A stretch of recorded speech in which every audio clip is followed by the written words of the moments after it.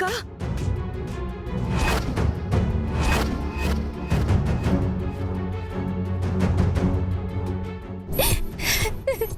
ఓసే పాపిష్టిదానా, ఎంత పని చేసావే! ఈ ఇంటి పరువుని బజార్లోకి లాగేసావు కదే.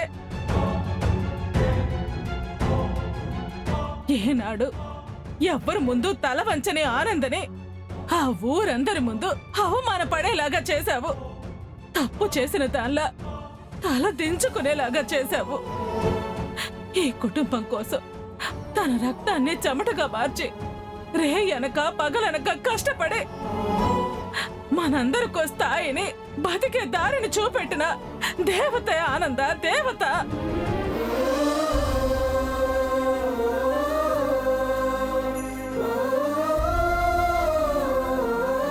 అలాంటి ఈ బంగారు తల్లిని ఎలాంటి స్థితికి తీసుకొచ్చావే దౌర్భాగ్యురాలా!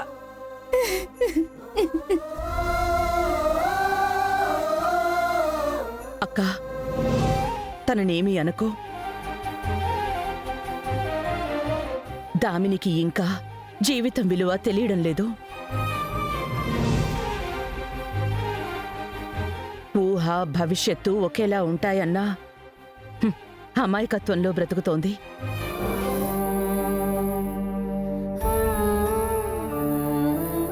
ఈ విషయం మనం చెయ్యి చేసుకుంటేనో తనని మందలిస్తేనో అర్థమయ్యేది కాదు. ఆడపిల్ల జీవితం ఎంత సున్నితమైందో తెలుసుకోవాలంటే పరిపక్వత తన మనసుకి రావాలి.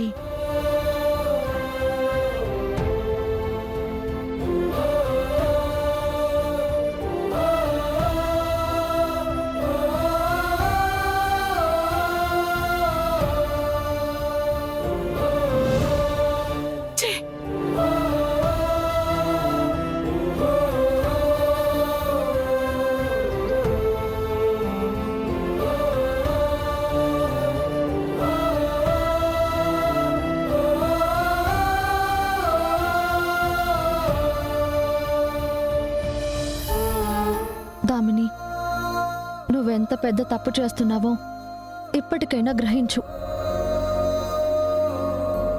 ఏనాడు ఒకరి చేత మాట పడని అత్తయ్య గారు ఇవాళ నీ మూలంగా ఎవరూ పడకూడని అవమానం పడ్డారు. నీ మనసుకి నువ్వు చేసింది ఎంతవరకు కరెక్టో నాకు తెలీదు,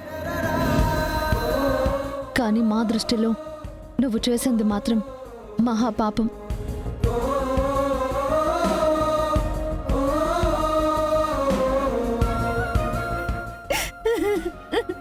కుటుంబం మొత్తం నీకోసం బతుకుతుంటే నువ్వు మాత్రం నీ బతుకే నీదని గుడ్డెద్దు చేలో పడ్డట్టు ప్రవర్తిస్తున్నావు.